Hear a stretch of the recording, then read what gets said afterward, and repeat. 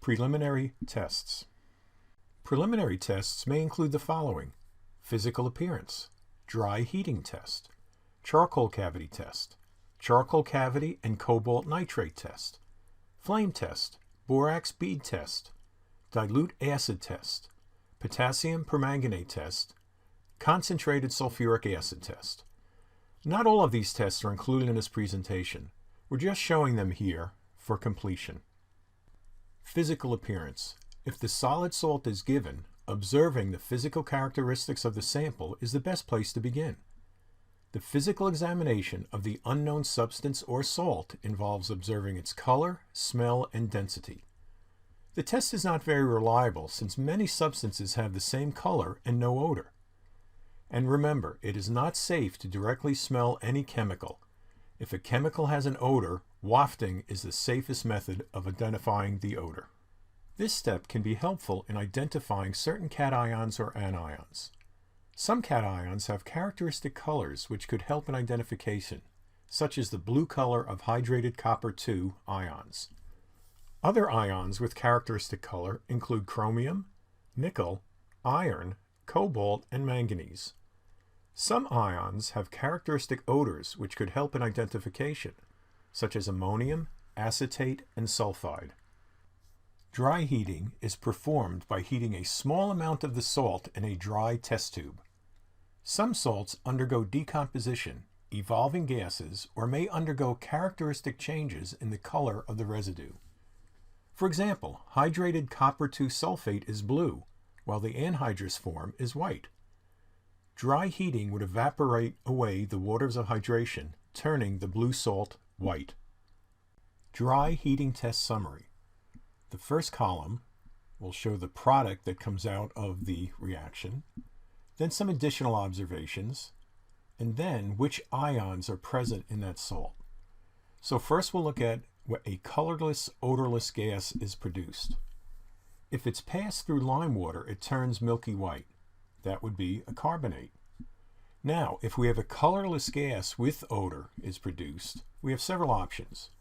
If we have a hydrogen sulfide smell, like rotten eggs, and it turns lead acetate paper black, we have a sulfide. If we have a suffocating smell, like sulfur dioxide, we have a sulfite. If we have a pungent chlorine smell, HCl, and it forms thick white fumes when glass rod is dipped in ammonia is added, we have a chloride. And finally, if we have a vinegar-like smell, which are acetic acid vapors, we have an acetate. What if we have a colored gas? Well, if it's reddish-brown, which is nitrogen dioxide, we have a nitrite or a nitrate. If we have a greenish-yellow gas, chlorine, and it turns starch iodine paper blue, we have a chloride. If we have a reddish-brown gas, and it turns starch paper orange yellow, we have a bromide. And finally, if we have a violet gas, and this is iodine here, it turns starch iodide paper blue. Then we have an iodide. If vapors form, and those vapors will be ammonia, and then the vapors condense and form white sublimate, we have ammonium. Violet vapors form, and there are black deposits or sublimate on sides, we have an iodide.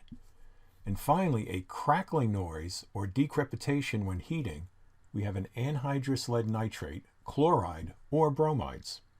Now we have some products. Here's a hot residue. If it's yellow, and then the cold residue is white, that's zinc, such as zinc oxide. Brown when it's a hot residue, yellow when it's cold, we have lead, such as lead oxide. If the hot residue is white and the cold residue is blue, we have copper sulfate hydrate. A common method of testing for cations is conducting a flame test. Flame tests are easy to perform with minimal equipment: a Bunsen burner, long-handled cotton swabs, distilled water, and the salt you wish to test. The chloride salt is commonly used in flame tests. Start by dampening the cotton swab with distilled water. Next, dip the damp cotton swab in the dry salt. Be sure enough sticks to the cotton swab. Place the tip of the cotton swab in the flame from the lit Bunsen burner and observe the color. The table lists flame test colors of common cations. So here we have arsenic chloride, blue, barium chloride, calcium chloride, copper chloride, and then iron chloride, along with their colors. Now here's the second part of the table to the right, so let's just draw a line down here. Potassium chloride is lilac, lithium chloride crimson, etc. Flame tests are not always conclusive. The table shows that there are 3 salts that give a red color. Now which ones are those? That would be calcium chloride, brick red. Then we have lithium chloride, which is crimson. And then finally, strontium chloride, which is scarlet. Those are all hues of red. It is difficult to distinguish between those 3 cations. Another problem is encountered when a particular salt is colorless.